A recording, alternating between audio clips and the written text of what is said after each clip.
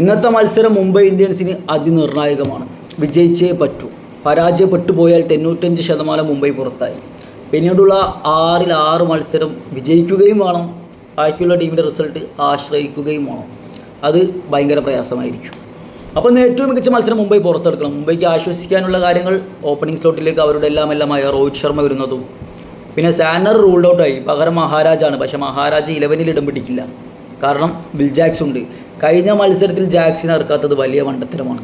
പക്ഷേ ഇനി പിന്നീട് ഇറക്കാം എന്ന അവസരമില്ല. ഇന്നാണ് ആ ദിവസം. ഇന്ന് ജാക്സിനെ ഇറക്കിയേക്കണം.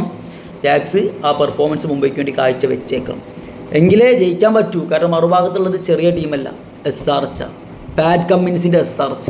തുടർച്ചയായി 4 മത്സരങ്ങൾ ജയിച്ച് ഏറ്റവും മികച്ച ഫോമിൽ കളിക്കുന്ന ടീമാണ് കമ്മിൻസിൻ്റെ SRH. അതിൽ തന്നെ ഓപ്പണിങ്ങിൽ 1 ഡൗൺ ആയിട്ട് ഇറങ്ങുന്ന 3 പേരിൽ 2 പേരെങ്കിലും അവർക്ക് വേണ്ടി ഫോം ആകാറുണ്ട്. അതും SRH മുതൽക്കൂട്ടാണ്. അതുകൊണ്ട് തന്നെ ബുംറയോട് പറയാനുള്ളത്, ഇന്ന് ജസ്പ്രീത് ബുംറ ആകണം, ഫോമിലേക്ക് തിരിച്ചു വരണം. കാരണം മുംബൈക്ക് അത്രയും ആവശ്യമാണ് ബുംറയെ. ബാക്കിയുള്ള ബോളേഴ്സ് ബുംറയ്ക്ക് സപ്പോർട്ട് നൽകുക, ബാക്കിയുള്ള ബോളേഴ്സ് അത് യൂസ് ചെയ്യുക. കാരണം ബൗളിംഗ് മുംബൈയുടേത് വളരെ വീക്കാണ്. ഇനി നിങ്ങൾക്ക് അവസരമില്ല, തിരുത്താൻ സമയമില്ല. ഇന്ന് ജയിച്ച് കയറിയേക്കണം.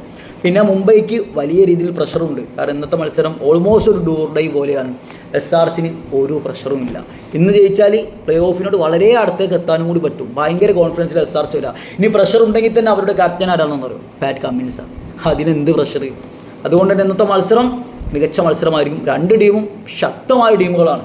പക്ഷേ ജയിക്കുന്നവർക്ക് അത് SRH ആണെങ്കിൽ പ്ലേ ഓഫിലേക്കുള്ള ആനുകൂല്യം, മുംബൈ ആണെങ്കിൽ പോയിന്റ് ടേബിളിൽ നിലനിൽക്കാം. തോറ്റു കഴിഞ്ഞാൽ എല്ലാം പോയി.